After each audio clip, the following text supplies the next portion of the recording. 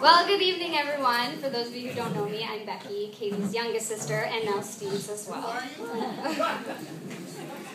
I'm back there. So, growing up, Katie was pretty much the perfect child. She got good grades. Her and her friends were never up to any good. She was always home on any bad. Okay. Her and her friends were never up to any bad. She was always home on time. She always followed the rules. Meanwhile, Dana was sneaking out the basement window, and I was getting the cops called to the house. So, it's fair to say that Katie was pretty much the perfect little girl. So, those of you who know Katie know she didn't really date anyone seriously before Steve came along, which makes sense, and is only fair because being the perfect person that she is, she had to wait for the perfect man. And I think she did a darn good job because we're pretty pleased with Steve. And you know, he even has red hair, so there's redheaded babies to come. So, I love you guys so much.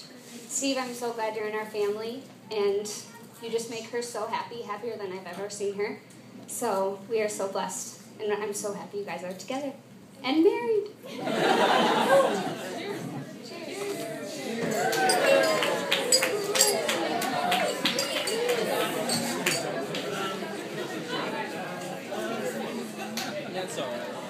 All right, so I'm the other half of the dynamic bridesmaid maid of honor duo.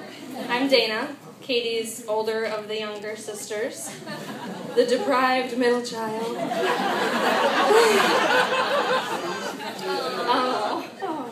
Just wanted to start off tonight to say how wonderful you two are for including us on your special day. It's an honor and a privilege to be able to celebrate with you. This is harder than I thought it was. Okay. No. I feel so blessed to have been able to grow up with what I feel is the best big sister.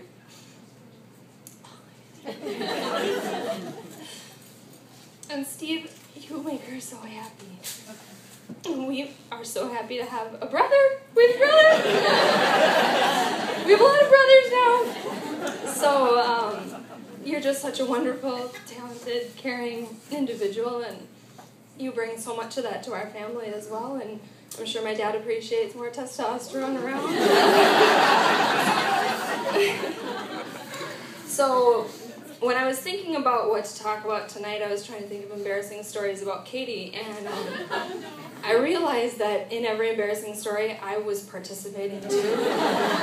So I can't tell it, because I'm calling us both out to the table. So rather than doing a roast on Katie, Becky and I thought we'd go back to our childhood and write a little ditty for the event instead.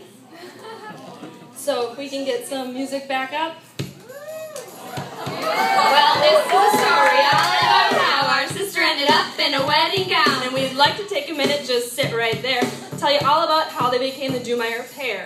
Summer's ending, school year soon to come. Katie was setting up her classroom so it didn't look dumb. Steve was sweating bullets as he walked into the room. Little did he know that one day he'd be her groom. When a couple of friends, they were up to no good, tried to set him up because they knew they should. They went on one little date and things got heated. He took her to get coffee, and that's all they needed.